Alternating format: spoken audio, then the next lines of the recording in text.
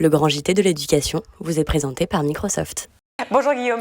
Bonjour Virginie, bonjour à tous. On ouvre ce journal avec cette bonne ou mauvaise surprise, selon le point de vue. Eh bien, des écoles ont reçu hier des pièces de 2 € commémoratives des JO et beaucoup ne s'y attendaient pas. Oui, c'est un petit peu Noël avant l'heure pour quelques 4 millions d'élèves du CP au CM2 qui recevront d'ici juin un livret pédagogique sur les JO accompagné d'une pièce commémorative de 2 €. Annoncée au mois de juin dernier, l'opération était passée un petit peu inaperçue jusqu'à hier, donc où les élèves ont reçu leur pièce de monnaie. Si l'opération doit sans doute ravir les plus jeunes qui vont pouvoir mettre de côté cette pièce qui deviendra peut-être collector, elle fait grincer des dents.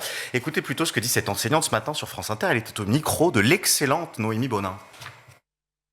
Au moment où on nous dit qu'il n'y a plus d'argent pour faire fonctionner les services publics, notamment le service public d'éducation, qu'il va falloir faire des économies drastiques et qu'il y a 10 milliards à rendre, eh bien, au même moment, vous avez un envoi qui a dû coûter énormément au niveau financier, entre la monnaie elle-même, l'impression des livrets, la livraison. Pour nous, c'est une vraie problématique au moment où on réclame des moyens pour l'école. À noter qu'un mail d'information a été envoyé hier aux équipes pour expliquer les objectifs de cette opération. Évoquons désormais un sujet brûlant, celui des fermetures de classes. Depuis plusieurs jours, les académies commencent à délivrer les informations et ça ne fait pas plaisir aux familles ni au personnel d'éducation. Oui, les fermetures dans de nombreuses régions sont en train d'être annoncées. Les mobilisations commencent. Un plan social de l'éducation, voilà le terme qui est utilisé par Jean-Claude Leroy, président du département Pas-de-Calais, qui s'exprime dans un courrier adressé lundi à la ministre Nicole Belloubet.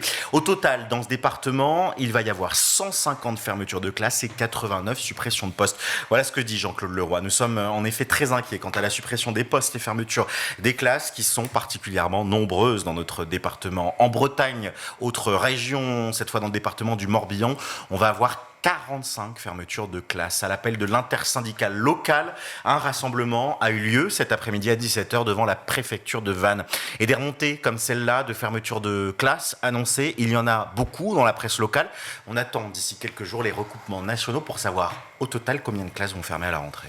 On s'intéresse désormais à un baromètre plutôt inquiétant pour le gouvernement. L'opinion des Français pour leurs services publics continue de se dégrader pour la 2e année consécutive, mais l'éducation nationale s'en sort plutôt mieux.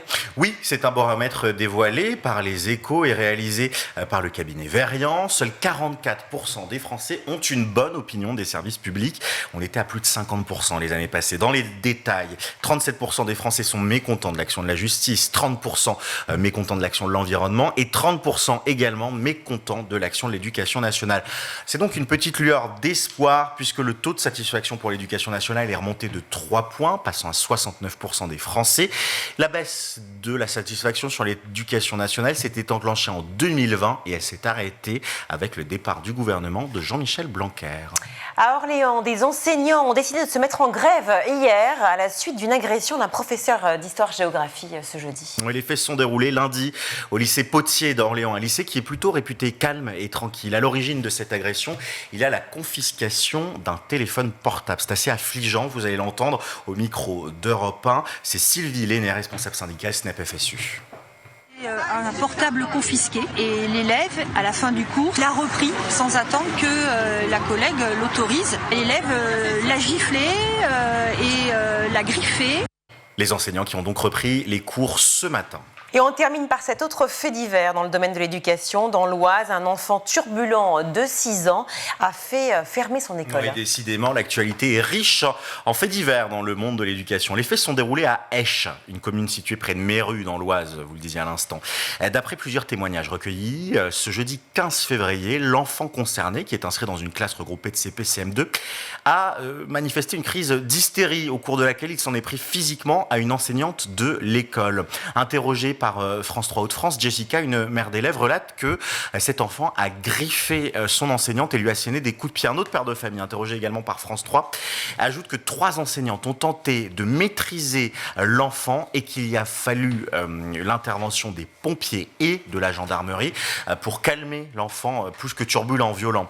Depuis le mois de novembre, nous explique le rectorat dans le courrier Picard, l'école est confrontée à une situation compliquée du fait du comportement inadapté d'un élève scolarisé en CP dès son arrivée l'équipe a accompagné la scolarité de cet enfant pour adapter et aménager ses conditions d'accueil. Malgré ce travail d'accompagnement, les difficultés persistent. La direction académique de l'Oise a programmé une réunion avec les parents d'élèves ce vendredi 23 février pour faire le point sur la situation. Selon le rectorat, il y a déjà des initiatives afin de garantir un parcours adapté pour l'élève tout en assurant la sécurité et la sérénité de l'ensemble de l'école. Vendredi, lundi, l'école était fermée. Elle a rouvert mardi, mais les 5 enseignants de l'établissement sont toutes en arrêt de travail. Les cours ne sont donc pas assurés et les élèves sont accueillis par des personnels d'éducation en mode garderie. Merci beaucoup Guillaume.